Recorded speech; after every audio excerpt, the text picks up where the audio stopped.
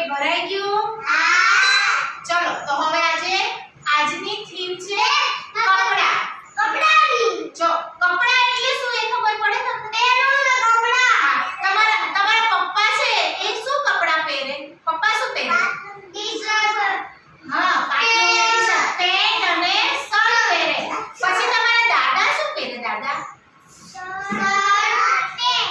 પછી કોઈના દાદા ધોતી પહેરતા હશે, પછી જબ્બો પહેરે. પછી તમારા મમ્મી શું પહેરે છે?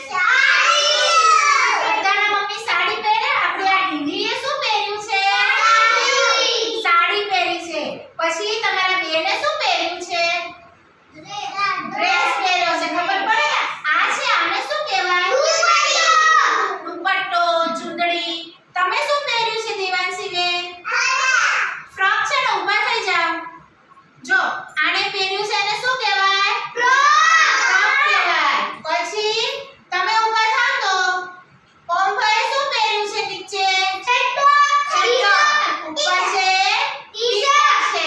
બેસી જાવ. જો એટલે છોકરાના કપડા અલગ હોય, છોકરીના કપડા અલગ હોય.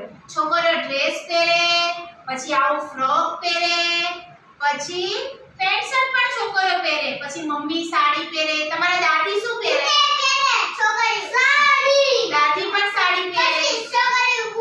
હા, પછી છોકરાઓ છે તો ચડ્ડો પહેરે, ટી-શર્ટ પહેરે, પેન્ટ પહેરે, શર્ટ પહેરે. ખબર પડી ને?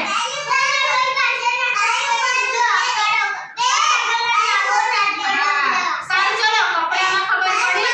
હા, બાયુવાળા લાંબી બાયનો, પછી ટૂંકી બાયનો, જેવું જેને ગમે એવું